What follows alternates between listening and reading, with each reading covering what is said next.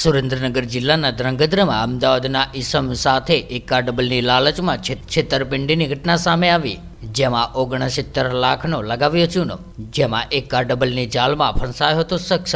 આરોપીઓએ વિશ્વાસમાં લેવા શરૂમાં ડબલ પૈસા આપ્યા હતા। લાલચ વધતા 69 લાખ ડબલ કરવા જતા છેતરાયા હતા।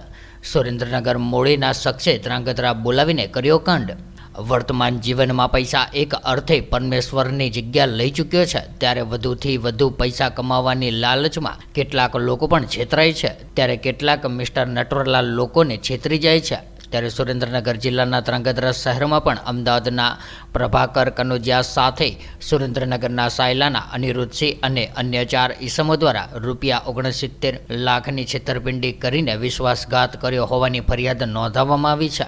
જો કે આ એકા ડબલની જાળમાં ફરિયાદી પ્રભાકરભાઈ પ્રથમવાર ₹50,000 આપીને 61,000 લઈને વાપરી ફરી બીજી વાર 5 લાખ સામે ₹10 લાખ લઈ ચૂક્યા હતા। ત્યારબાદ વધુ લાલચ જાગતા મોટો સોદો નક્કી કરવામાં આવ્યો હતો, જેમાં પ્રભાકરભાઈએ તેમના મિત્રો સાથે પહેલા સાયલા અને ત્યારબાદ આરોપી અનિરુદ્ધસિંહ દ્વારા બતાવવામાં આવેલા ધ્રાંગધ્રા તાલુકાના બાવળિયા ગામે, જ્યાં 69 લાખના બદલામાં 1,38,000ની ચિલ્ડ્રન ગેમની કૂપનની નોટો ભરેલો થેલો આપીને અનિરુદ્ધસિંહ તેમજ તેમની સાથે આવેલા અન્ય 4 શખ્સો ગાયબ થઈ ગયા હતા। જોકે એક તરફ છેતરપિંડીની ફરિયાદ દાખલ થઈ ચૂકી છે, ત્યારે પ્રભાકરભાઈ સાથે રહેલા અન્ય 4 ભાઈ એ જ દિવસે હથિયાર સાથે હળવદ પોલીસ સ્ટેશનમાં પકડાયા છે, ત્યારે બીજી તરફ એ જ ગાડી ધ્રાંગધ્રા પોલીસ સ્ટેશનમાં ફરિયાદીના મિત્ર તરીકે બતાડવામાં આવી છે, જેમાં ધ્રાંગધ્રા પોલીસ રિવોલ્વર, કારતૂસ કે અન્ય હથિયારની વાતમાં ફરિયાદમાં નથી બતાડતી, ત્યારે પોલીસથી કંઈ ચૂક રહી ગઈ છે,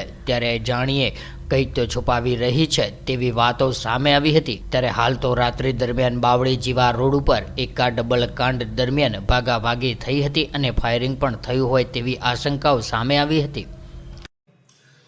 ગઈકાલે તાલુકા પોલીસ સ્ટેશનમાં એક છેતરપિંડી અને વિશ્વાસઘાતની ફરિયાદ દાખલ કરવામાં આવેલી છે, જેમાં ફરિયાદી છે પ્રભાકર રાજેશભાઈ કનોજિયા, જેમની સાથે 69 લાખ રૂપિયાનું ચીટિંગ થયેલું છે। જે રીતે આ આરોપી છે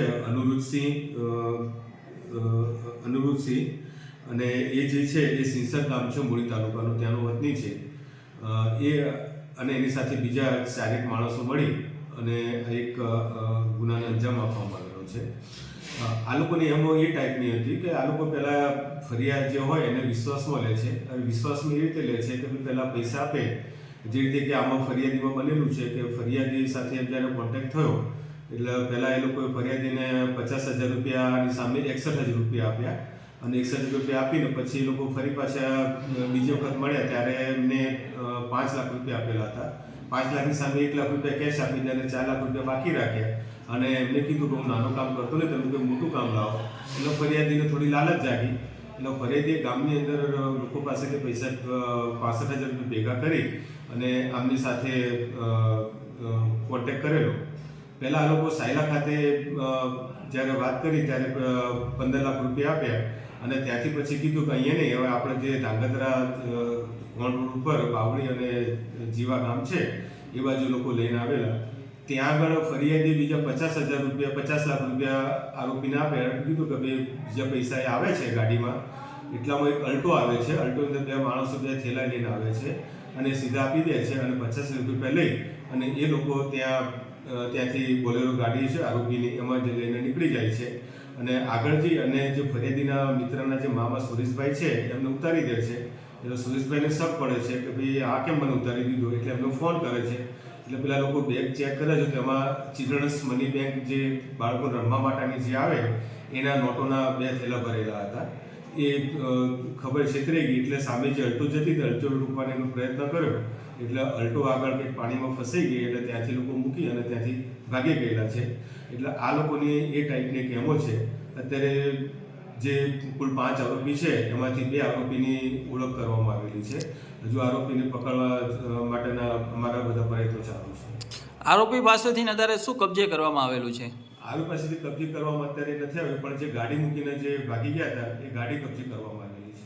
ને હાલ આરોપીઓ અગાઉ પણ કોઈની સાથે ચીટર કરેલું હોય તેવું અનિરુદ્ધસિંહનો છે કે અગાઉ એક ગુનો દાખલ થયેલો છે ચીટિંગનો।